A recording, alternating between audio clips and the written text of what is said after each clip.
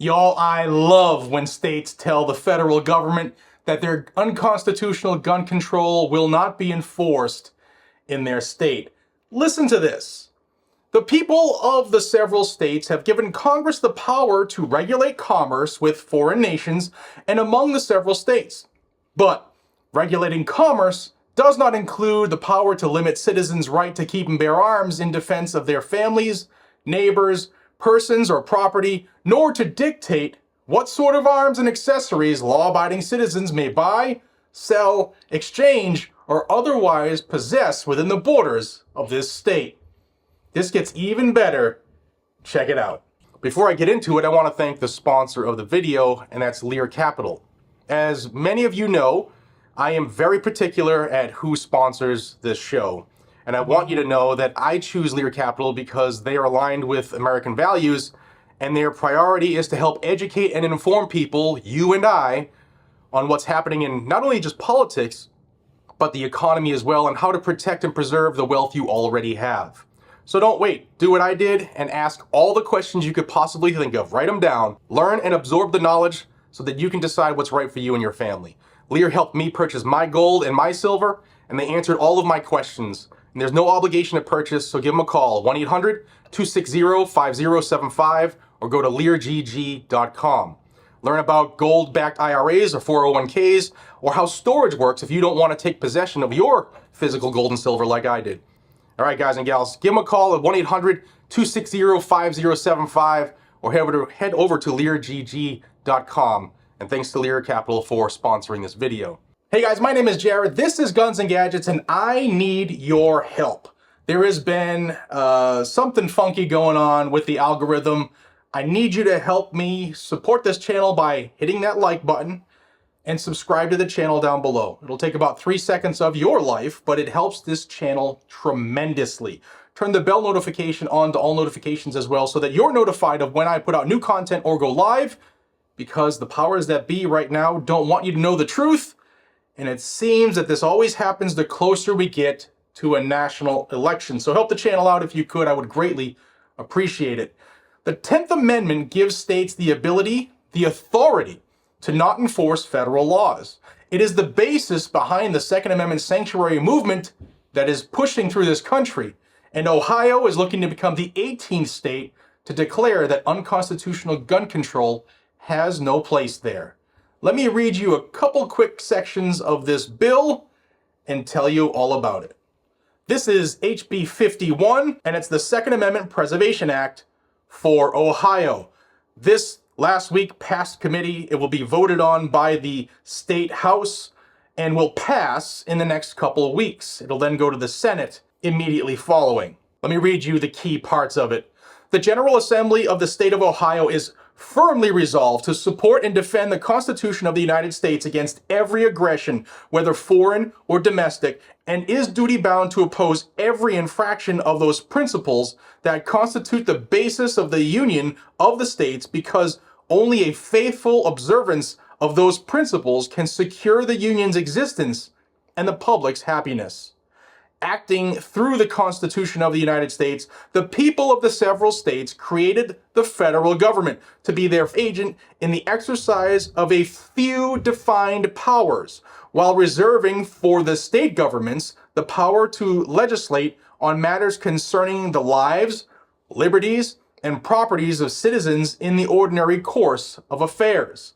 The limitation of the federal government's power is affirmed under the 10th Amendment to the United States Constitution, which defines the total scope of federal powers as being those which have been delegated by the people of the several states to the federal government, and all powers not delegated to the federal government in the Constitution of the United States are reserved to the states respectively or the people themselves. If the federal government assumes powers that the people did not grant it in the Constitution of the United States, its acts are unauthoritative and of no force.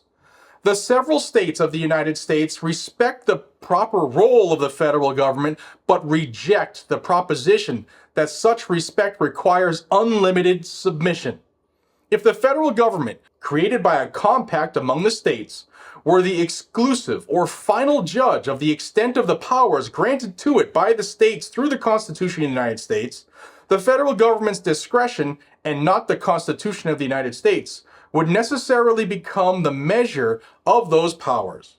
To the contrary, as in all other cases of compacts among powers having no common judge, each party has an equal right to judge for itself as to whether infractions of the compact have occurred, as well as to determine the mode and measure of redress. Although the several states have granted supremacy to laws and treaties made under the powers granted in the Constitution of the United States, such supremacy does not extend to various federal statutes, executive orders, administrative orders, court orders, rules, regulations, or other actions that collect data or restrict or prohibit the manufacture, ownership, and use of firearms, firearm accessories, or ammunition exclusively within the borders of Ohio. Such statutes, executive orders, administrative orders, court orders, rules, regulations, and other actions exceed the powers granted to the federal government except to the extent they are necessary and proper for governing and regulating the United States Armed Forces or for organizing, arming, and disciplining militia forces actively employed in the service of the United States Armed Forces. The people of the several states have given Congress the power to regulate commerce with foreign nations and among the several states, but regulating commerce does not include the power to limit citizens' right to keep and bear arms in defense of their families, neighbors, persons, or property, nor to dictate what sort of arms and accessories law-abiding citizens may buy, sell, exchange, or otherwise possess within the borders of this state. The people of the several states also have granted Congress the power to lay and collect taxes, duties, imports, and excises, to pay the debts and provide for the common defense and general welfare of the United States, and to make all laws which shall be necessary and proper for carrying into execution the powers vested by the Constitution of the United States in the government of the United States, or in any department or office thereof. These constitutional provisions merely identify the means by which the federal government may execute its limited powers, and shall not be construed to grant unlimited power, because to do so would be to destroy the carefully constructed equilibrium between the federal and state governments. Consequently, the General Assembly rejects the claim that the taxing and spending powers of Congress may be used to diminish in any way the right of the people to keep and bear arms. So they set the table there saying, hey, the Constitution is the boss. It only gave the federal government a few powers, and the rest is to us, the state, right? The people of Ohio. Well, they're saying that we're not going to enforce any unconstitutional gun control going forward in the state of Ohio. Now, what does that mean? I know a lot of people hear Second Amendment Preservation Acts or Second Amendment sanctuaries, and they get excited, meaning like they think that there will be no laws enforced. That's actually not how it works. The feds can still do what the feds do. These laws just say that the feds cannot use any of the state or local people or money or tools or help or assistance or anything like that, okay? So the feds can still go do things, but only the feds can do it. They'll get no backup, no assistance, no use of booking facilities, none of that stuff. That's what they mean in a nutshell. So I wanted to get that out there. But what Ohio is saying, that if any of our municipalities, police departments, any individual officers do assist the feds, if this law passes and is signed, right, this is what will happen. No public office, public officer, or employee of the state or a political subdivision shall attempt to enforce, or participate in any way in the enforcement of any federal acts, executive orders, administrative orders, rules, regulations, statutes, or ordinances regarding firearms, firearm accessories, or ammunition. No public office, public officer, or employee of the state or a political subdivision shall accede to a request from another to give material aid or support to the efforts of the other in the enforcement of or implementation of any federal acts, laws, executive orders, rules, regulations, or ordinances regarding firearms, firearm accessories, or ammunition. Notwithstanding anything in the contrary in chapters 2743 and 2744 of the revised code, if the state or a political subdivision employs a law enforcement officer who knowingly violates Division B or C of this section, the state or political subdivision shall be liable to the injured party in an action at law, suit in equity, or other proper proceeding for redress, and subject to a $50,000 civil penalty per occurrence. If the state or any political subdivision of the state knowingly employs an individual who is acting as or previously acted as an official, agent, employee, or deputy of the government of the United States, or otherwise acting under the color of federal law within the borders of this state, and who knowingly does either of the following after the effective date of this section, the state or political subdivision shall be subject to a civil penalty of $50,000 per employee hired by the state or political subdivision who violates the applicable provisions. And what are the two that it mentions?